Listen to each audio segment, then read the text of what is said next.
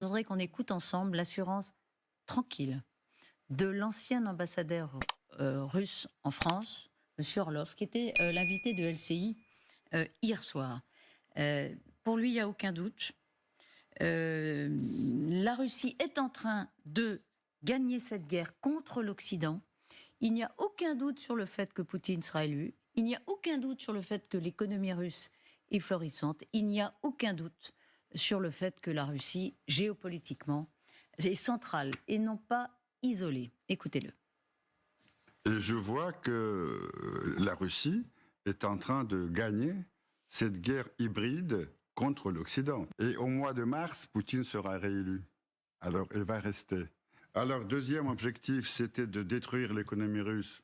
On n'a pas rêvé. L'année dernière, on a eu 300,5% de croissance, la plus forte en Europe. Et troisième, c'était d'isoler la Russie. On n'a pas réussi non plus. Il y a sûrement une rupture dans nos relations avec les pays occidentaux, mais par contre, avec l'autre monde, on parle même, on élargit nos relations. Voilà, donc montage Audrey Borda. Vous le voyez, vous l'entendez comme moi, Bernard Guetta. Oui. Je suis frappée par cette assurance tranquille. Mais écoutez, il est quand même payé pour être sûr de lui. Oui, elle dit certaines, mais il dit certaines vérités. Non, je ne crois pas du tout. Il y a des, alors. Non. Bernard Guetta. On va être en désaccord. Il dit, notre ambassadeur, je le connais depuis 40 ans, hein, mais bon, il nous dit 3,5% de croissance. Ben oui.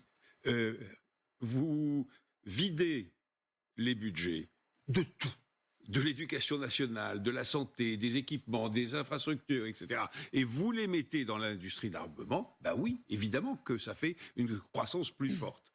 Deuxièmement, une croissance plus forte à partir de quoi ? À partir vraiment d'un niveau extraordinairement bas en Russie. Deuxièmement, la Russie est en train de gagner. Mais attendez, la Russie contrôle aujourd'hui 17,5% du territoire ukrainien. Elle n'avance pas d'1 mètre, pardon, je vais me corriger, elle avance de 2,50 m et elle recule.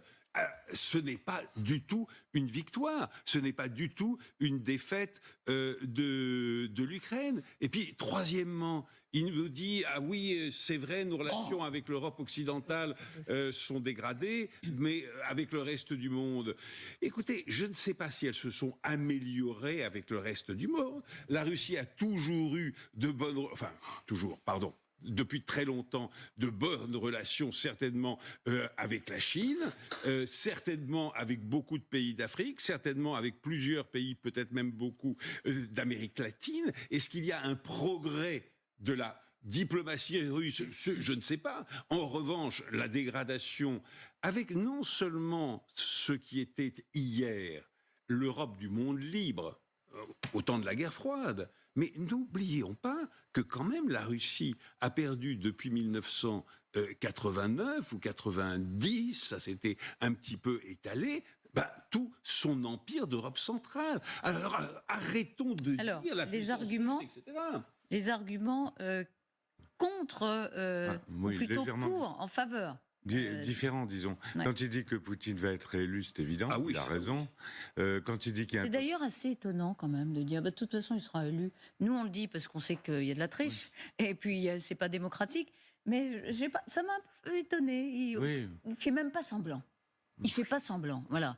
Enfin, ce qui est important, c'est le taux de participation. Là, on verra ce que ça donne, parce que c'est par là qu'on s'exprime. Oui, c'est vrai. Sur le taux de croissance, il a raison, sous réserve de ce que dit Bernard, c'est qu'effectivement, ils ont choisi les canons plutôt que le beurre, mais le taux de croissance, il est là, les salaires augmentent, et les gens sont plutôt contents, hein, il faut le dire. Et puis, sur l'isolement de la Russie, je pense qu'il a raison aussi. La Russie n'est pas isolée, c'est la moitié contre la moitié, c'est le Sud global qui, sans être enthousiaste, le moins qu'on puisse dire, pour cette guerre, est prêt à soutenir. Il y a un critère très simple. Le Sud global, c'est ceux qui appliquent pas les sanctions. Et c'est la moitié du monde. Mais voilà. Est-ce que vous j'ai un dernier point, je le dis quand même, c'est que quand il dit que la Russie a gagné, là, il a tort. Voilà.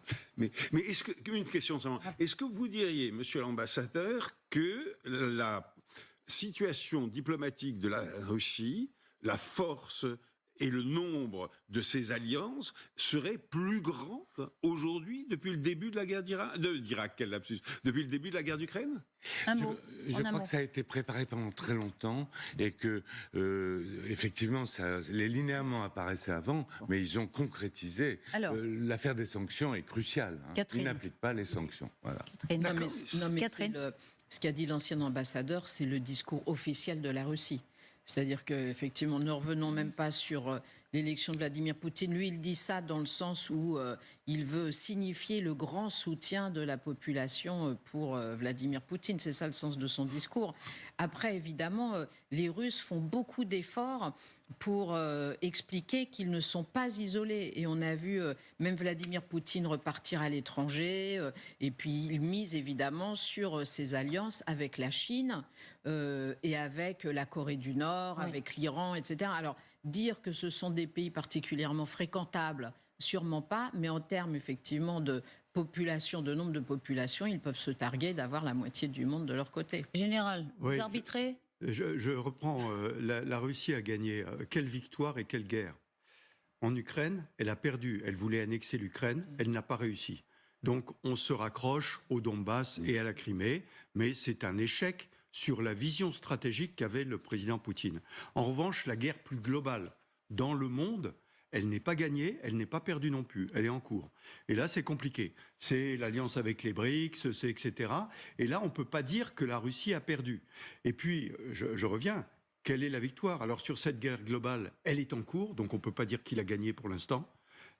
Ils sont en train de casser un ordre.